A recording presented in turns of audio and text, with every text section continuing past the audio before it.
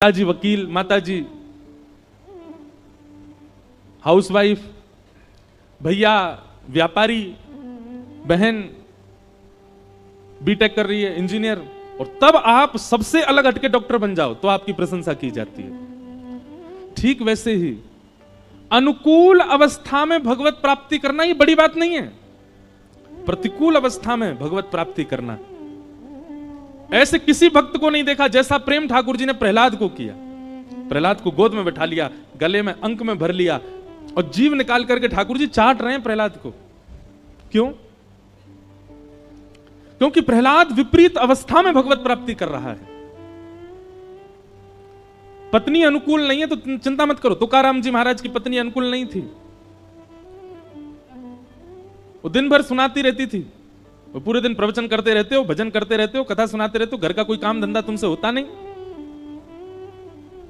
तुकाराम जी सुनते रहते थे, मन मन विचार करते थे, मेरे विठ्ठल आपने मेरी पत्नी को इतना प्रतिकूल बना दिया कि जो थोड़ा बहुत प्रेम इसके प्रति होना चाहिए वो भी आपको ही हो गया है, इससे होता ही नहीं मुझे। आपने प्रतिकूल पत्नी देकर के इसके हिस्से का प्रेम भी अपना बना लिया। तुकाराम जी की पत्नी ने एक दिन कहा, जाओ कुछ विक्रय करके आओ, व्यापार कर कुछ धन लेके आओ। गन्ना बेचने के लिए गए तुकाराम जी महाराज। जैसे ही घर से बाहर गए, थोड़ी दूर पर ही पहुंचे होंगे, छोटे छोटे बच्चे उनके पीछे दौड़ने लगे, गन्ना खाएंगे गन्ना खाएंगे। तुकाराम जी ने फ्री में ही बच्चों को बांट दिए, एक बच गया। लौट करके आए तो पत्नी बड़ी प्रसन्न, बोले सारे गन्ने बेच के आए आप? वो देवी बेच नहीं पाया, छोटे छोटे बच्चे आ गए, हम गन्ना खाएंगे, तो उनमें बांट दिया। एक ही बच्चा है, एक ही बच्चा है। पत्नी ने गन्ना लिया और जोर से घुमा के तुकाराम जी में ही मारा, 2 टुकड़े हो गए उसके। तुकाराम जी खुश हो गए, वाह देवी तुम बुद्धिमान तो बहुत हो, मैं सोच रहा था एक गन्ना 2 कैसे खाएंगे, तुमने 2 कर दिए, लो एक तुम खाओ, आधा मैं खाता हूं। भैया देखो, संसार ऐसा है, संसार वैसा है नहीं, जैसा बना लो वैसा है। आप जैसा कर लोगे संसार वैसा है। आप कितना भी बुरा मान लीजिए, आप एक काम कीजिए, कल का, कहां से आवाज आ रही भैया, कौन ढोलक बजा रहा हो? नेक शांति रखियो हैं। 2 बजे तक खूब बजाया करो, 6 बजे के बाद भी खूब बजाओ, बस 2 से 6 हमको बोलने दो। क्या बता रहा था मैं? हाँ, कल एक काम करना, सुबह उठते ही नकारात्मक दृष्टि रखना, जिसको देखो उसको गलत ही देखना। शाम तक पूरी दुनिया ही नरक दिखने लगेगी आपको, लेकिन करना नहीं। पता है क्यों? क्योंकि नकारात्मक भाव में जब आप प्रवेश करते हो ना तो बहुत लंबे समय तक प्रवेश कर जाते हो। सकारात्मक देखो, सब में गुण का दर्शन करो, सब में अच्छाइयों का दर्शन करो, सब में भावों का दर्शन करो, सब अच्छे दिखेंगे, सब में भाव दिखेगा।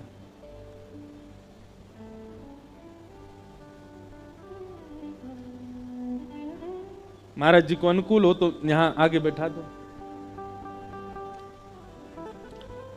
बोलो वृंदावन बिहारी लाल की जय। हाँ बस, विराज। तो जिन भैया का ये भाव है कि गृहस्थाश्रम में रहकर के ठाकुर जी का भजन कैसे करें,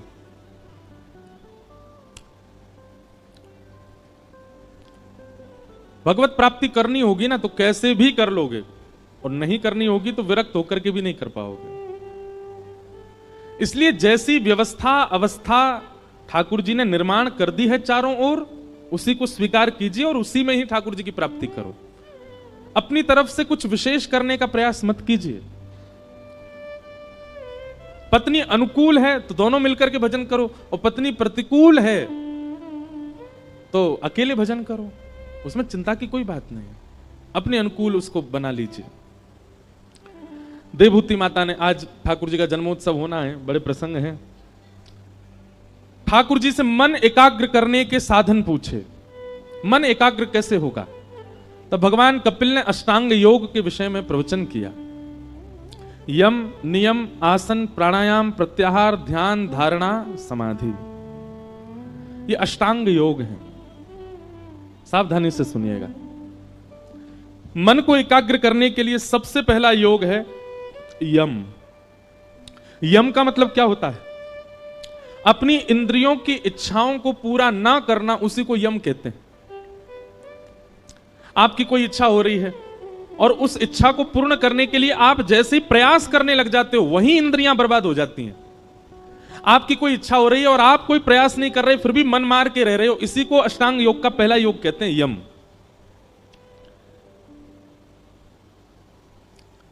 भोपाल में प्रसिद्ध क्या है खाने पीने वाला? कुछ है प्रसिद्ध?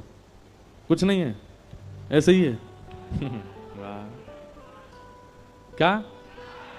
दाल, चाट, चाय। चाय प्रसिद्ध है यहां की।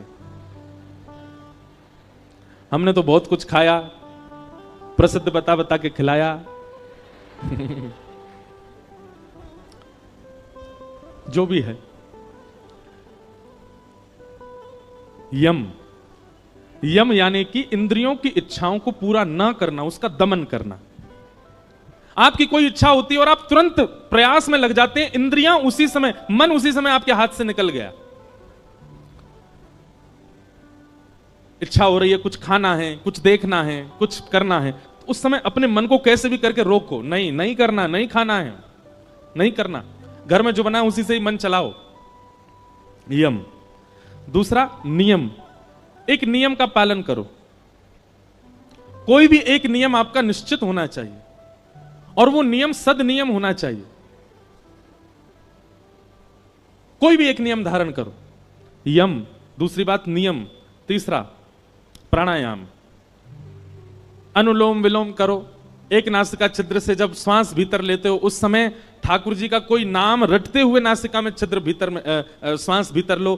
दोनों नासिका छिद्र बंद करके ब्रह्मरंध्र में उस सांस को रखो, तब भी भगवान नाम जपो। दूसरी नासिका छिद्र से जब श्वास छोड़ो, तब भी भगवान नाम जपो। इस प्रकार भगवान नाम के साथ आप अनुलोम विलोम करोगे, आपका मन एकाग्र होगा। यम, नियम, प्राणायाम। वैसे तो आसन आता है पहले, आसन। चौथी बात, आसन को सिद्ध करो। एक आसन में बहुत देर तक बैठने का प्रयास करो। कम से कम कथा सुनते हैं तो उस समय एक ही आसन धारण करके रखो। आप कहते हैं पैरों में दर्द हो रहा है, पैरों में दर्द कब होता है? जब आपका मन पैरों में लगा होगा। कथा में लगाओगे तो आपको पता भी नहीं चलेगा, 4 घंटे निकल जाएंगे।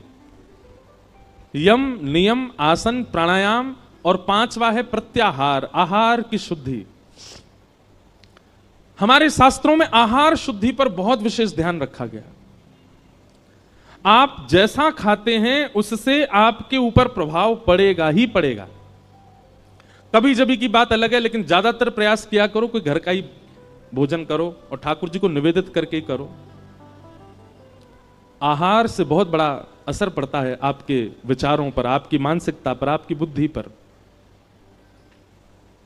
यम, नियम, आसन, प्राणायाम, प्रत्याहार, और फिर ध्यान, धारणा, समाधि। मैं ऐसा कथा में कहा करता हूं कि 5 नियम आप पालन कर लो। ये 3 नियम आपको करने नहीं पड़ेंगे जो बाद के हैं, ये 3 नियम अपने आप हो जाएंगे। ध्यान, धारणा और समाधि। अभी आप ध्यान लगाने बैठोगे नेत्र बंद करके तो आपको कुछ भी दिख सकता है, लेकिन आपके ये 5 आसन यदि शुद्ध हो जाएंगे तो आपके ध्यान में वही आएगा जो आप सोच रहे होंगे।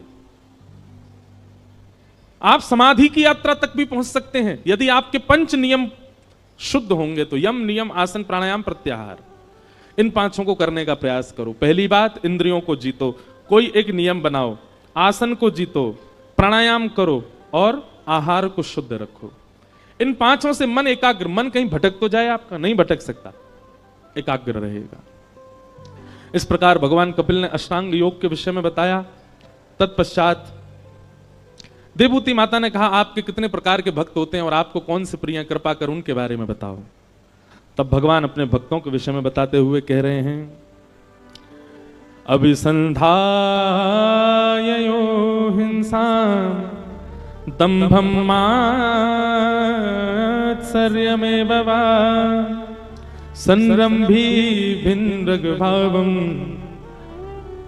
मयि कुर्यात् स तामसः।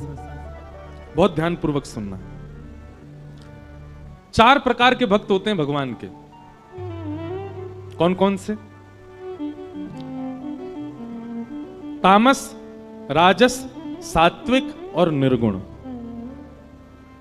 इनमें से आप कौन से हो अपने आप सुनकर के बताइए।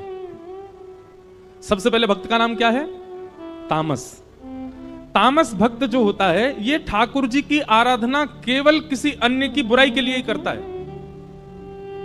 हनुमान जी महाराज, आपने पड़ोसी पे बहुत ज्यादा कृपा कर रखी है, और चलो भली उसका बुरा नहीं चाहता, लेकिन उदाहरण यही देगा, आपने उसको इतना दिया, हमारे ताऊ जी के बच्चों के साथ आप ऐसा कर रहे हो, चाचा के बच्चे इतने प्रसन्न रहते हैं, मामा के बच्चे ऐसे हो रहे हैं, हम पे आप दया ही नहीं कर रहे हो। यह भी एक तामस भक्त का लक्षण है, जो दूसरों का उदाहरण देकर ठाकुर जी को चुनौती देता है कि आप उस पर तो इतनी कृपा कर रहे हैं पर मुझ पर नहीं कर रहे हैं। ये तामस भक्त है। एक बात सदैव याद रखना बंधुओं, भगवान को कभी भी आप इस प्रकार आरोपित मत किया करो। ठाकुर जी किसी दिन कहने पे आ गए ना तो फिर कुछ बोल नहीं पाओगे। भगवान कहेंगे पुलस्त ऋषि के खानदान में भेजा था रावण को, ब्राह्मण कुल में भेजा था रावण को, सबको एक बुद्धि, उसको 10 बुद्धि प्रदान की थी, सोने की नगरी में रहता था रावण, मंदोदरी जैसी पत्नी प्रदान की, लेकिन उसके बाद भी अपना सर्वनाश कर लिया। इसमें मैंने क्या गलत किया? मैंने तो सर्वगुण संपन्न भेजा था रावण को। व्यक्ति अपने कर्मों से ही भोगता है सब कुछ। आप ठाकुर जी को आरोपित मत किया करो कि आप उस पर ऐसा कर रहे हैं, इस पर ऐसा कर रहे हैं, मुझ पर आपकी कृपा क्यों नहीं है।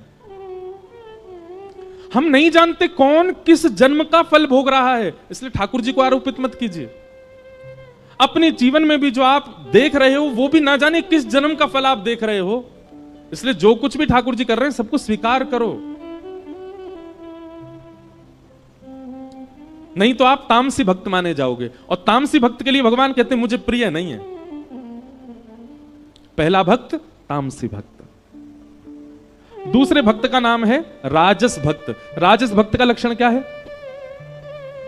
कि विषयान विसंधाय यश ऐश्वर्यमेव वा अर्चा दावर्च यद्यो मां पृथक भावस राजस। विषयान विसंधाय, 50 रुपए की मिठाई के डिब्बे को लेके आएगा मंदिर में, लेकिन बदला में 5 करोड़ मांग करके जाएगा ठाकुर जी से। विषय प्रधान भक्ति करता है, मतलब उसकी भक्ति के पीछे कोई ना कोई कारण है। जैसे कई लोग, आप लोग भी जानते होंगे, वो व्यक्ति आपसे बहुत मिल रहा है, बहुत हंस के, तो आपको कहीं ना कहीं पता चल जाता जरूर इसको कोई काम है तभी आ रहा है मेरे पास में, नहीं तो ये कभी कभी राम राम भी नहीं करता था मुझको, आजकल इतना पूछा है। ठीक वैसे ही जब आप ठाकुर जी के पास जाना विषयों के लिए शुरू करते हैं, पहले तो ठाकुर जी प्रभावित होते हैं, अरे वाह देखो, आओ आज तो इंद्रेश आया है, ओह क्या लेके आया, ओ मिठाई लेके आया, कलाकंद लेके आया है, वाह। तभी ठाकुर जी मन में विचार करते हैं, बोले जरूर कोई काम। बंगाली में एक बात कहते हैं, अति भक्ति चोरे लक्षण। जो बहुत ही ज्यादा हाथ पांव जोड़ता रहता हो, नीचे दुल्लर तिल्लर हुआ जाता हो, समझ जाना चोर है इसके अंदर, जरूर कुछ कोई और कारण है इसकी प्रणाम का। तो भगवान कहते हैं कि राजस भक्त का लक्षण कैसा, वो विषय के लिए ही आता है बस मेरे पास में, उसको वैसे कोई फर्क नहीं पड़ता। हनुमान जी के ऊपर मक्खी बिनबिनाई रही है, हनुमान जी के मंदिर में एसी नहीं चल रहा है, बेचारे पूरे दिन पसीना में बैठे रहे, कोई फर्क नहीं पड़ता, लेकिन अपनी कामनाओं के लिए आ जाता है, सारे हाथ जोड़ देता है, पैर पड़ देता है, बिल्कुल तपस्या करने लग जाता है। उन्होंने ये नियम बताया, ये भी करेंगे, ये नियम बताया, ये भी करेंगे, पर सारे नियमों के पीछे कारण क्या है? विषय। एक भारत में एक जगह है, वहां भीड़ नहीं है ज्यादा, लेकिन बहुत अद्भुत जगह है। उस स्थान का नाम है जागेश्वर। क्या नाम है? जागेश्वर। उत्तराखंड में कमाऊ एक क्षेत्र है, नैनीताल वाला। वहां जब आप ऊपर जाएंगे तो वहां तीन स्थान हैं महादेव के, जागेश्वर, बागेश्वर और मुक्तेश्वर। जीवन में कभी अवसर मिले तो उन तीनों स्थानों का दर्शन जरूर करना। और तीनों स्थान पता कैसे हैं? मुक्तेश्वर पहाड़ की चोटी पर है, बागेश्वर समतल में है और जागेश्वर नीचे पाताल में है। और जागेश्वर स्थान जो है ना, यहां पर महामृत्युंजय का जो मंत्र है वो वहीं प्रकट हुआ, जागेश्वर। इसीलिए उनका, वहां के महादेव का नाम है जागनाथ, वहीं से ही महामृत्युंजय प्रकट हुआ।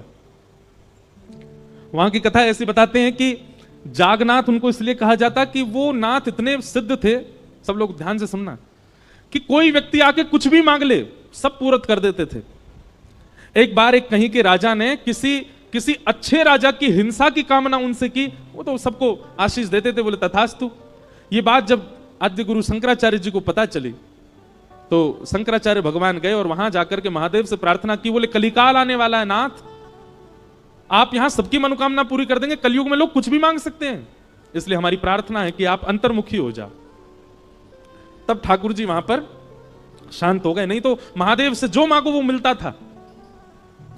आज भी वहां नियम है, रात्रि 6-7 बजे मंदिर बंद हो जाता है और फिर उसके बाद वहां आप देखेंगे कि दंपति पति पत्नी अपने हाथ में दिया लिए रात भर खड़े रहते हैं। कहीं के भी बहुत सारे दंपति चारों ओर से मंदिर को घेर के ऐसे हाथ में दिया लेके खड़े रहते हैं और कब तक खड़े रहेंगे? सुबह जब तक मंगला के दर्शन नहीं खुलेंगे तब तक खड़े रहते हैं। क्यों? मंगला होती जैसी वो दीपक महादेव को अर्पित करते हैं तो जिनको संतान नहीं है उनको संतान की प्राप्ति होती, ऐसा वहां कहते हैं। तो रात्रि 12 बज रहे थे, वहां 7-8 बजे ऐसा लगने लगता है कि 1-2 बज गए रात के, इतना शांत है। तो रात्रि 12 बजे मैं उठा, खिड़की खोली तो देखा इतने सारे दंपति खड़े थे हाथ में दिया लिए। तब मैंने पूछा तो बोले ये सुबह जब मंगला होगी तब दिया रखेंगे और इन सबको संतान की प्राप्ति होगी। तब मन में एक बात आई, व्यक्ति को पता है कि अगर मैं इन देव के सामने ऐसा कुछ करूंगा तो मैं जो चाहूंगा वो मुझे मिलेगा। वो व्यक्ति कभी ठाकुर जी को क्यों नहीं मांगता? वो व्यक्ति कभी अच्छे विचार क्यों नहीं मांगता? वो व्यक्ति कभी ऐसा क्यों नहीं मांगता कि नाथ मेरे अंदर ईर्ष्या बहुत है, मेरे अंदर क्रोध बहुत है, मेरे अंदर काम बहुत है, लोभ बहुत है, हे महादेव मैं रात भर खड़ा होकर तब करूंगा, आप कृपा करके मेरे चित्त को शुद्ध कीजिए। कभी ऐसी भावना क्यों नहीं उत्पन्न होती? हम सब जगह विषय क्यों मांगते हैं?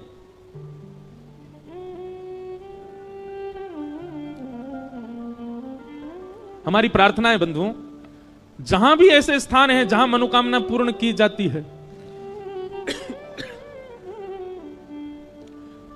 अगली बार आप जब वहां जाएं, एक बार हमारे कहे से कोई विषय मत मांगो, शुद्ध विचार मांगो, शुद्ध व्यक्तित्व मांगो, हम शुद्ध इंसान बने, ऐसी कोई कामना करो ठाकुर जी से।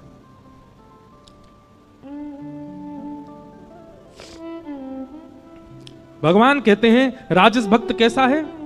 बोले विषय प्रधान भक्ति करता है, केवल विषय की कामना करता है। और दूसरी बात, यश ऐश्वर्य में बाबा, केवल यश के लिए, ऐश्वर्य के लिए, संपत्ति के लिए मेरे आगे सर झुकाता है। और इसकी एक विशेष बात बताएगी, बोले अर्चा दावर चयिद्यो माम पृथक भावस राजस, केवल मेरे अर्चा विग्रह में निष्ठा रखता है, मेरी कथा से कोई मतलब नहीं, मेरे भक्तजनों से कोई मतलब नहीं, संतजनों से कोई मतलब नहीं, सत्संग से कोई मतलब नहीं, केवल मेरी मूर्ति की पूजा में ही इसकी निष्ठा रहती है। ऐसे भक्त को मां मैं राजस भक्त कहता हूं। मां ने कहा वो आपको अच्छे लगते हैं? ठाकुर जी बोले बिल्कुल अच्छे नहीं लगते, ना तामस अच्छे लगते ना राजस अच्छे लगते। तीसरे भक्त का नाम क्या है? तो भगवान तीसरे भक्त का नाम कहते हैं सात्विक। और सात्विक भक्त के लक्षण क्या हैं? तब ठाकुर जी कहते हैं कि कर्म निर्हारम उद्दिश्य परस्मिन् वापदर्पणम यज्ञेदश्व व्यमति वा पृथग भावस सात्विक। कर्म निर्हार उद्देश्य, वो जो कुछ भी करता है, भले ही उसने परिश्रम करके किया, भले ही उसने बलपूर्वक किया, भले ही उसने बहुत बहुत अनुनय विनय करके किया, लेकिन फिर भी वो हर कर्म के फल के रूप में यही कहता है कि सब ठाकुर जी ने कराया, मेरी कोई क्षमता नहीं थी। मैं जो कुछ भी कर रहा हूं, मैं कथा सुना रहा हूं, मैं किसी व्यक्ति को श्रेष्ठ बना रहा हूं, असहाय लोगों की सहायता कर रहा हूं, असहाय लोगों के इलाज के लिए अस्पताल बनवा रहा हूं, असहाय बालकों को विद्यालय में पढ़वा रहा हूं, आदि आदि जो कुछ भी अपने जीवन में करता है, सबके पीछे एक ही भाव रखता है कि सब ठाकुर जी करा रहे हैं, मेरी ये क्षमता नहीं थी। ऐसे व्यक्ति को मैं सात्विक भक्त कहता हूं। वो जब भी मेरे सामने आता है ना मां, तो एक ही बात कहता है, बोले नाथ सब आपकी कृपा से हो रहा है, मेरा आपकी कृपा से सब काम हो रहा है, करते हो तुम कन्हैया, मेरा नाम हो रहा है। ये सात्विक भक्त का लक्षण है। मां ने पूछा आपको ये अच्छे लगते हैं? भगवान ने कहा अच्छे लगते हैं पर बहुत प्रिय ये भी नहीं है। मां ने कहा तो फिर आपको प्रिय कौन है? तब भगवान कहते हैं चौथे, निर्गुण। और निर्गुण भक्त का लक्षण क्या है? आहा, तब भगवान कहते हैं कि लक्षणम भक्ति योगस्य निर्गुणस्य हुदाहृतम् अहैतुक्य व्यवहिता या भक्ति पुरुषोत्तम। मां, ये चौथा भक्त जो होता है ना, ये निर्गुण भक्त है। बोले निर्गुण भक्त के लक्षण क्या हैं?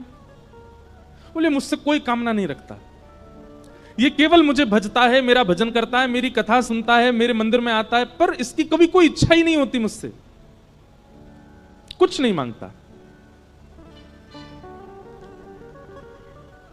और भगवान कह रहे हैं कुछ संसारी ना मांगना, ये तो एक बात है कि चलो उसने संसार की कोई वस्तु नहीं मांगी। कुम्मन दास जी भगवान के परम भक्त हुए, श्री कुम्मन दास।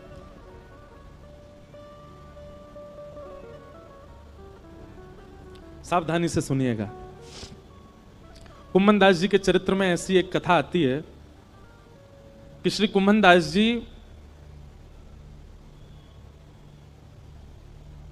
बहुत अकिंचन थे। उनके घर में धन संपत्ति नहीं थी। ठाकुर जी साक्षात प्रकट होकर उनकी गोद में बैठ करके खेलते थे।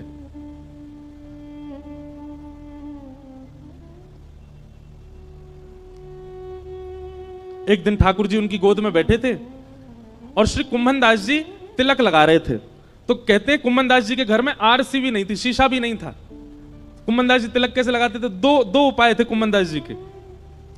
कठौते में जल भरते थे, उसमें अपना प्रतिबिंब देखते थे जल के अंदर, और प्रतिबिंब देख के फिर तिलक लगाते थे। या फिर ठाकुर जी किसी दिन खेलते खेलते उनकी गोद में आ जाते और गोद में बैठे बैठे ठाकुर जी बताते, हाँ कुम्मना यहाँ ते सीधो ले चल लगो, अब यहाँ नीचे तो घुमाए थे, अब यहाँ ते नेक ऊपर कर, बीच में यहाँ कोने कर, अब यहाँ कर। ठाकुर जी तिलक लगवाते थे कुम्मन दास जी का।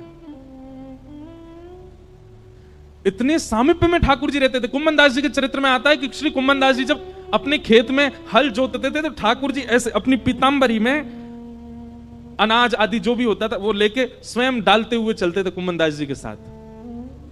पर कुम्मन दास जी ने कभी ठाकुर जी से कोई याचना नहीं की। एक दिन की बात है, कुम्मन दास जी अपने खेत में हल जोत रहे थे, ठाकुर जी पीछे ऐसे उड़ाते हुए चल रहे थे सब बीजों को। इतने में मंदिर का घंटा बजा और जोर जोर से जैसे घंटे बजने लगे तो कुम्मन दास जी ने तुरंत हल छोड़ा, हाथ धोने लगे, पांव में जल डालने लगे, मुख पहुंचा और तुरंत मंदिर की ओर भागने लगे। ठाकुर जी बोले, कुंभना कहां जा रहा है? जय जय दर्शन को समय है गयो, मंदिर जा रहा हूं। बोले तू भी कुंभना कैसो बावड़ो, मैं तेरे संग यहां खेत में खड़ा हूं, तेरे संग हल जुतवा रहा हूं और तू मंदिर में भाग रहा हूं मेरे दर्शन को।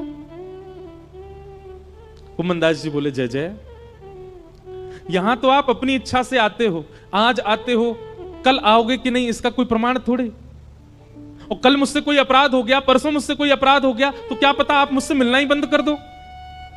पर मंदिर में तो आपको आचार्यों ने बैठाया, वहां से आप कहीं नहीं जाओगे, इसलिए मंदिर दर्शन में कभी नहीं छोड़ सकता, क्योंकि आप मेरे प्रेम से भले ही यहां आ जाओ, मंदिर में तो आप सदा विराजोगे, इसलिए मैं तो वहीं दर्शन करूंगा। ठाकुर जी संग रहते थे उनके, लेकिन वो फिर भी मंदिर में जाते थे। कभी ठाकुर जी से याचना नहीं करी कि मेरे परिवार को नेक समृद्ध बना दो, मेरे घर पे नेक व्यवस्था करवा दो, कभी नहीं।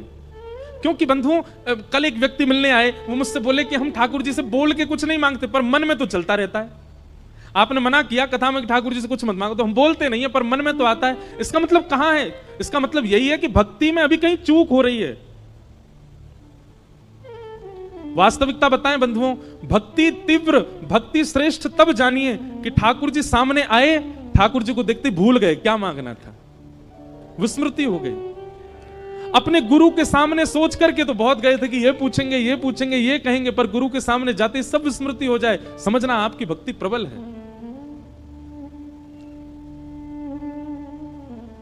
लेकिन बुरा नहीं मानिएगा, जो सोच करके गए वो जाकर के मांग लिया, इसका मतलब आप स्वार्थी थे। आपका प्रेम नहीं है ठाकुर जी से। एक दिन कुम्मन दास जी की गोद में ठाकुर जी बैठे थे, तो कुम्मन दास जी की दाढ़ी से खेल रहे थे ठाकुर जी छोटे से। तो ठाकुर जी ने मन में विचार किया, कुम्मन दास के घर में बड़ी बड़ी दुर्बलता है, मैं कोई राजा के मन को चेताता हूं ताकि वो आधी संपत्ति कुम्मन दास को दे जाए। तो ठाकुर जी एक बड़े बादशाह, एक बड़े राजा के स्वप्न में गए, और स्वप्न में जाकर के ठाकुर जी ने आज्ञा कर दी, बोले तेरी मनवांछित इच्छा जो तू चाह रहा है, तेरे महल में ये काम हो जाए, तेरी पत्नी के एक बालक हो जाए, सब पूर्ण हो जाएगा, लेकिन उसके लिए तुझको एक काम करना पड़ेगा। राजा बोला क्या करूं? अपनी इतनी संपत्ति गिरिराज जी लेके जा, और श्री गोवर्धन में कुम्मन दास जी हैं, उनको जाके भेंट करके आ।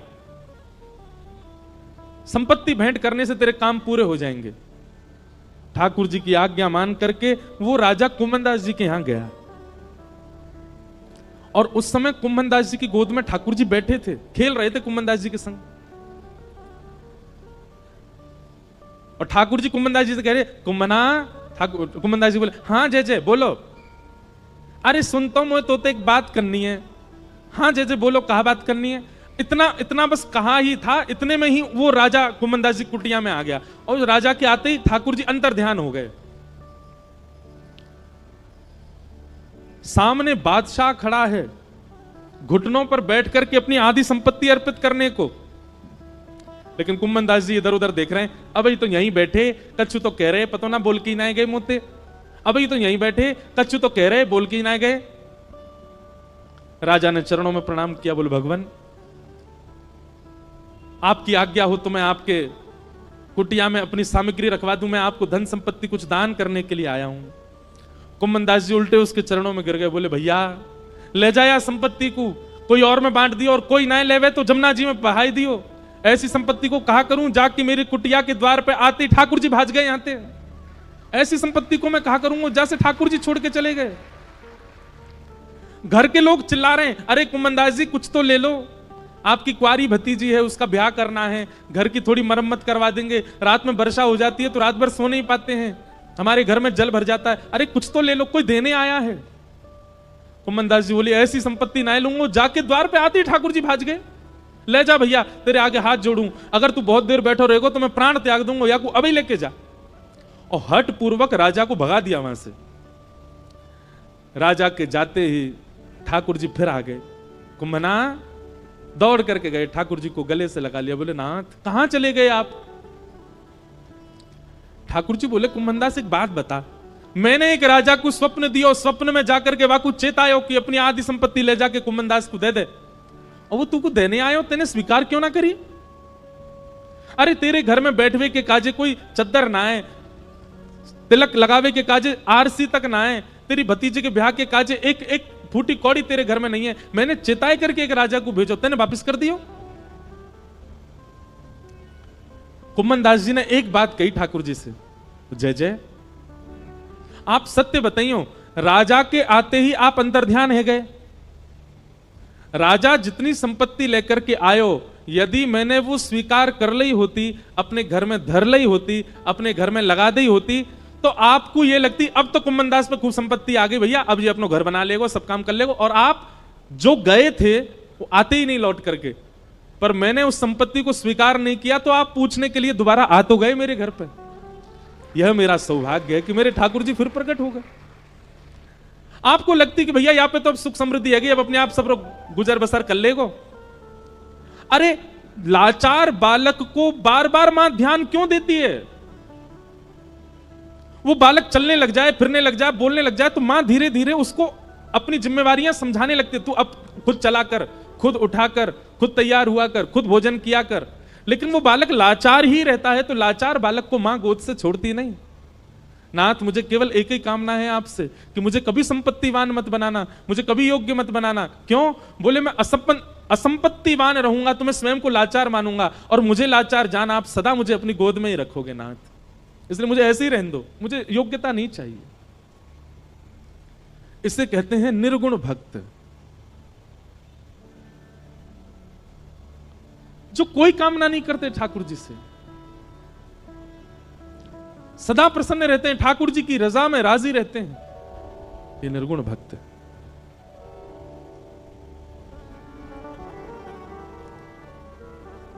और भगवान इतना ही नहीं कह रहे हैं निर्गुण भक्त के लिए, भगवान कह रहे हैं सालोक्य साष्टि सामिप्य सारूप्यैकत्वमप्युतम दीयमानं न गृह्णन्ति बिना मत्सेवनम जना।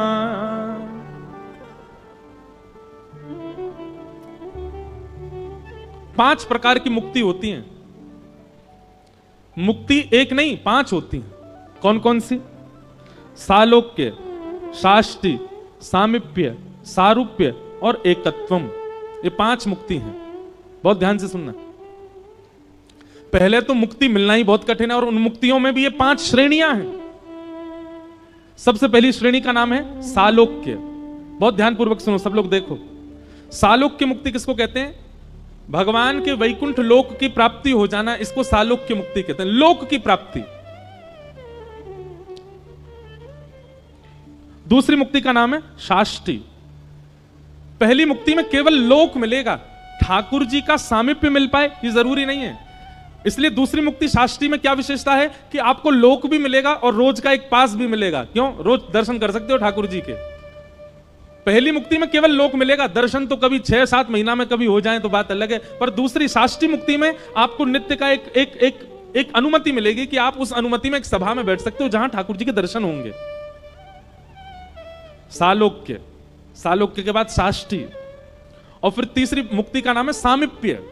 बोले तीसरी मुक्ति कैसी? बोले दर्शन नहीं, फिर तो सामीप्य मिलेगा। जैसे ठाकुर जी के आसपास कम से कम 100 सेवक रहते हैं। कोई ठाकुर जी को जल पिलाने की सेवा में है, कोई ठाकुर जी के वस्त्र बनाने की सेवा में है, कोई ठाकुर जी का झोला पकड़ के चलने की सेवा में है, कोई ठाकुर जी का रथ चलाने की सेवा में है। उन सेवा में नित्य ठाकुर जी आपके थोड़े समीप रहेंगे। ये सामीप्य मुक्ति। तो सालोक्य, साष्टि, सामीप्य, और फिर चौथी मुक्ति बताइए सारूप्य।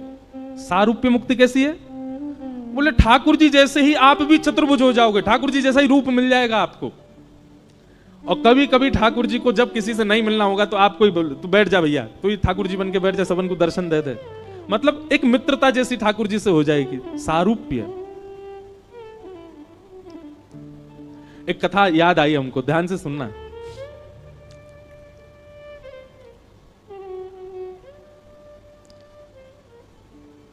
आज पंडरीनाथ भगवान का बहुत स्मरण हो रहा है। श्री विठ्ठल भगवान, हमारे पूज्य नाना जी कहते थे कि बिना किसी प्रयोजन के किसी की स्मृति कथा में बार बार रहने लग जाए तो लाला यूं ही समझियो वो कथा में आए हैं, वो कथा में बैठे हैं। पंडरीनाथ भगवान आपके मध्य प्रदेश से महाराष्ट्र ज्यादा दूर नहीं है। हमारे मंडीदीप वाले तो अभी मेरी पंढरपुर में कथा थी तो आए भी थे। आप लोग भी जाना एक बार। अद्भुत ठाकुर जी हैं पंढरपुर में, ऐसे खड़े हैं कमर पर हाथ रख के, श्री विठ्ठल भगवान।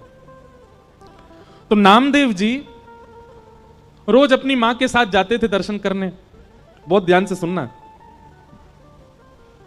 नामदेव जी रोज ठाकुर जी से कहते, ठाकुर जी हम भोग बना के मंदिर लाते हैं, आपको पवाते हैं, कभी ऐसा अनुग्रह करो ना कि आप घर आके ही पाओ हमारे। वहीं मां गरम गरम चूल्हे पर रोटी बनाएगी, आप थाली पर बैठना, मैं आपको परोसा करूंगा, मेरे घर पे आके आप प्रसाद पाओगे, बड़ी कृपा होगी। रोज नामदेव जी कहते हमारे घर कब आओगे, हमारे घर कब आओगे। एक दिन ठाकुर जी सामने खड़े खड़े नामदेव जी से बोले, नामदेव तू भी ऐसी बात करता है, मैं तेरे घर आ जाऊंगा। 24 घंटा विठ्ठल भगवान 2-3 घंटे से ज्यादा रात्रि में बंद नहीं होता मंदिर। 10-11 बजे शयन होते हैं ठाकुर जी के, 3 बजे फिर खुल जाते हैं मंदिर। बोले पूरे दिन में खड़ा रहता हूं भक्तों को दर्शन देने के लिए, और एकमात्र ऐसा मंदिर है भारत का जहां पर हर व्यक्ति भीतर जाए और जाके ठाकुर जी को ऐसे गले से लगा सकता है। इतने भक्त आते हैं दर्शन करने के लिए, सबको दर्शन देता हूं मैं। तेरे घर कैसे आऊं भोजन करने बता? रात में 2-3 घंटे बचते हैं, उसमें मैं शयन नहीं करूं मैं? और मैं तेरे घर आऊंगा दर्शन प्रसाद पाने, यहां मंदिर में कौन रहेगा? नामदेव जी बोले बस इच्छा थी कि आप कभी हमारे घर आओ दर्शन देने, प्रसाद पाने। तो नामदेव जी से भगवान बोले, अच्छा नामा सुन, एक काम कर। बोले क्या? एक दिन तू मेरी जगह खड़ा हो जा विठ्ठल बन के, मैं तेरे घर प्रसाद पाऊंगा। नामदेव जी बोले ये कैसे संभव? बोले सब संभव है, मैं श्रृंगार करूंगा तेरा, कोई पहचान ही नहीं पाएगा कि नामदेव खड़ा है, सबको लगेगा कि ये तो पंडरीनाथ है। बस 2-3 बातों का ध्यान रखियो। नामदेव जी बोले क्या? बोले पहले मेरी जगह आ, रात्रि में शयन जैसे ठाकुर जी का हुआ, नामदेव जी को ठाकुर जी ने छुपा लिया गर्भगृह में। सब चले गए, ठाकुर जी अपने स्थान से उतर गए, नामदेव जी को खड़ा किया, बोले खड़े हो जाओ, कमर पर हाथ रख लो। ठीक है। बोले अब ध्यान रखना, पहली बात तो आंख बंद रखना, खोलना नहीं, मैं ऐसे ही खड़ा रहता हूं। ठीक है। दूसरी बात, सुबह 3 बजे पुजारी जी आएंगे और तुमको नींद आ रही होगी बहुत जोर से, वो घंटे घड़ियाल बजाएंगे जोर जोर से, तो घंटे घड़ियाल सुनकर के तुम्हारी नींद खुलेगी, आंख मत खोल लेना, बंदी रखना। और फिर उसके बाद वहां मंगला आरती को वहां बोलते हैं काकड़ा आरती। कौन सी आरती? मंगला आरती को बोलते हैं काकड़ा आरती।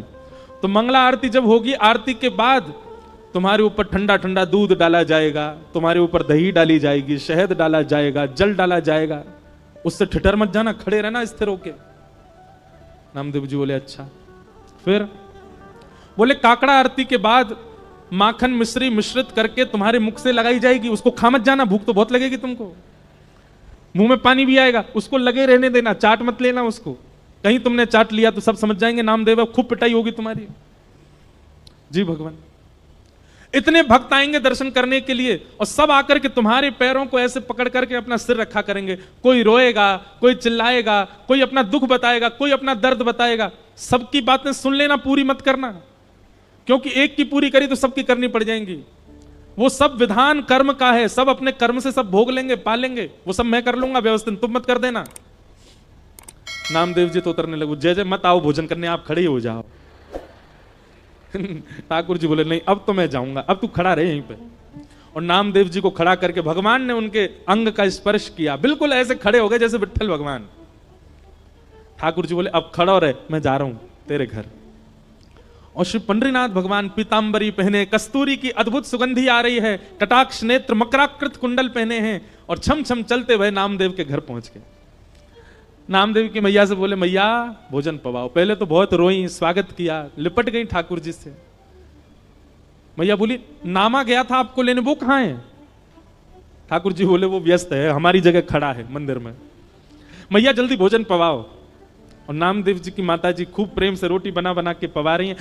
वहां नामदेव जी खड़े चुपचाप और मन में सोच रहे हैं निमंत्रण मैंने दिया था, सुख मां को मिल रहा है पूरा।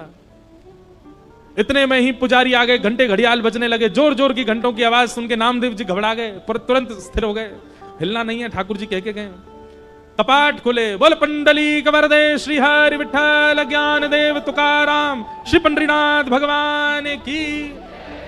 सब जय जयकार करने लगे। नामदेव जी स्थिर खड़े हैं, अभिषेक हुआ, मुख पे मक्खन लगा दिया, सब काम जो जो ठाकुर जी बता गए सब हुआ। जैसे ही काकड़ा आरती होने लगी तो पंडरीनाथ भगवान नामदेव जी के घर बैठे थे। घर बैठे बैठे ठाकुर जी के मन में आया मैया चलो नामा से मिलके आते हैं। और एक काली सौल ठाकुर जी ने ओढ़ी, सिर के ऊपर डाल ली, अपना रूप छुपा लिया कि किसी को दिखूं ना। और भक्तों की पंगत में लंबी लाइन में ठाकुर जी खड़े हैं अपने भक्त को देखने के लिए।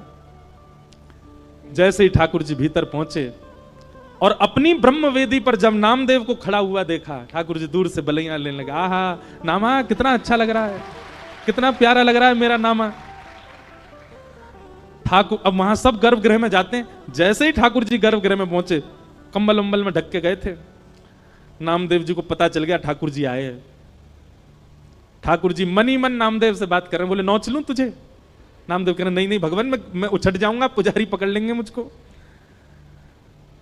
ज्यों ज्यों ठाकुर जी पास आए, नामदेव जी कह रहे हैं ठाकुर जी आप प्रणाम मत करना मुझको। ठाकुर जी बोले नहीं आज तो प्रणाम करूंगा, आज तो वंदन करूंगा। और ठाकुर जी जाकर के नामदेव के चरणों से लिपट जाते हैं। नामदेव जी के नेत्रों से अश्रुपात होने लगे। बोले नाथ हम एक कृपा की आकांक्षा करते हैं, आप इतना भंडार क्यों लुटा देते हैं? ठाकुर जी बार बार रोम रोम की बलैया नामदेव की लेते हैं। और तब से लेकर आज तक पंढरपुर में नियम है कि साल के 365 दिन में से एक दिन आज भी ऐसा मान्यता है कि वहां श्री पंडरीनाथ भगवान नहीं होते, वहां नामदेव जी ही खड़े होते हैं। और सुनो बात तो सुनो पूरी, एक दिन वहां नामदेव जी खड़े होते हैं और सब पुजारी और मंदिर प्रशासन के लोग सब दर्शनार्थियों को प्रणाम करते हैं, क्योंकि दर्शनार्थियों के अंदर ही, दर्शनार्थियों के रूप में ही रूप बदल करके पंडरीनाथ दर्शन करने आते हैं नामदेव जी का। कौन कहता है कि ठाकुर जी कृपालु नहीं है? कौन कहता है ठाकुर जी अनुग्रह नहीं करते? आज भी करते हैं। ऐसे भक्त ठाकुर जी को अति प्रिय हैं, इनको कहते हैं निर्गुण भक्त। आप कहेंगे नामदेव जी ने ऐसी क्या निर्गुणता थी? सुनिए, आज भी आप जाएंगे पंढरपुर में तो पंढरपुर का जो मुख्य द्वार है पंढरीनाथ भगवान का, वहां आप जाकर के देखेंगे तो श्री नामदेव जी महाराज की समाधि पता है कहां है? मंदिर की जो सीढ़ियां हैं चढ़ने वाली, उन सीढ़ियों में नामदेव जी की और पूरे परिवार की समाधि है। नामदेव जी का भाव है, आज से लेकर के जब तक पंढरीनाथ भगवान विराजे रहेंगे, हमारी इच्छा है जितने दर्शनार्थी आए हमारे ऊपर होकर के पंढरीनाथ का दर्शन करने जाएं, सबकी चरण रज हमको प्राप्त हो। फिर बाद में कुछ राजाओं ने और मंदिर प्रशासन ने उस स्थान को बंद कर दिया, बोले हमको पीड़ा होती है जब नामदेव जी के ऊपर पैर रख करके हम लोग दर्शन करने जाते हैं। पर नामदेव जी आज भी वहां पौड़ी में सीढ़ियों के भीतर नामदेव जी की समाधि है, बैठे हैं ठाकुर जी।